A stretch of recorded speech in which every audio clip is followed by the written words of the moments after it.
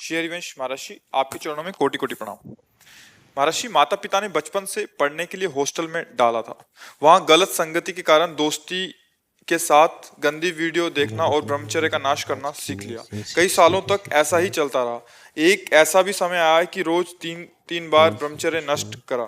भगवान शिव की कृपा से आपके सत्संग मिला और नाम की महिमा आपसे सुनी। बहुत प्रयास करने पर भी गंदी आदत तो छूट गई है, बट महीने में 3-4 बार ये क्रिया हो जाती है। महाराज जी, क्योंकि शरीर अभ्यास एकदम खराब हो गया। अभ्यास अभ्यास गलत अभ्यास।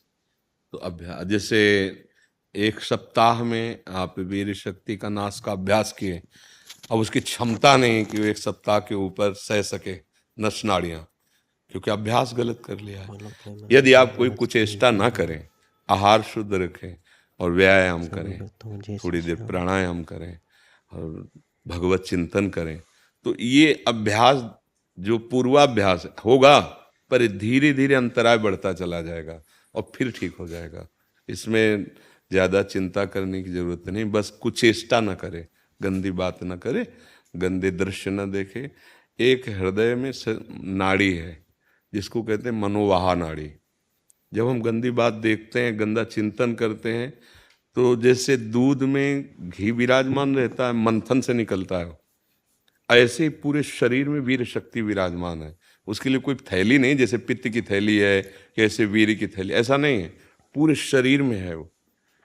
और वो जहां मनोवाह नाड़ी गंदा चिंतन हुआ, तहां वो पूरे शरीर से मथ करके अब वो क्रिया करो या ना करो, वो सोते समय स्वप्न दोष में या ऐसे बहुत जोर लगा के लोग शंका की, वो बाहर हो गए। इससे बहुत दुर्दशा हो गई नौजवानों की।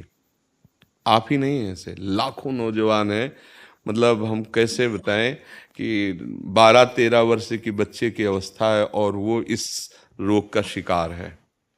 गलत बच्चों का संग, मोबाइल आजकल सबके हाथ में, तो वो गंदे दृश्य, गंदी बातें। अब अगर संभाल सके तो संभाल सके, नहीं ये कोरोना से भी खतरनाक रोग है। बस एक ही उपाय है कि आप सुधरना चाहो, स्वाभाविक जो हो रहा है उस पर ध्यान मत दो।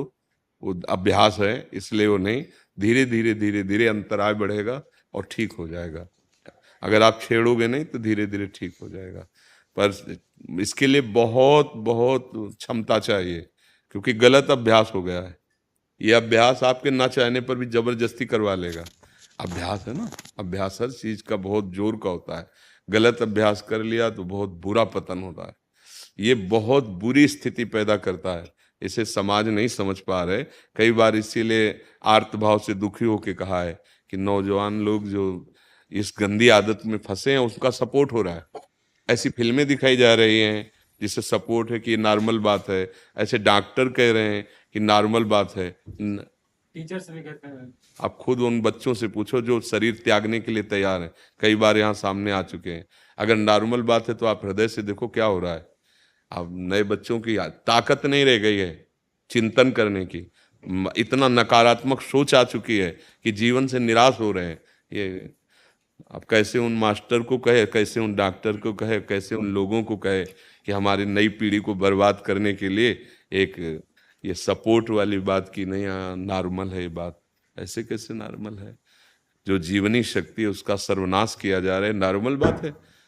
हमारी तो समझ में आ रही कि कैसे तुम डॉक्टर हो, कैसे तुम मास्टर हो। डॉक्टर और मास्टर का मतलब एक माँ और पिता जैसा प्यार, वो मरीज के लिए, वो अपने विद्यार्थी के लिए।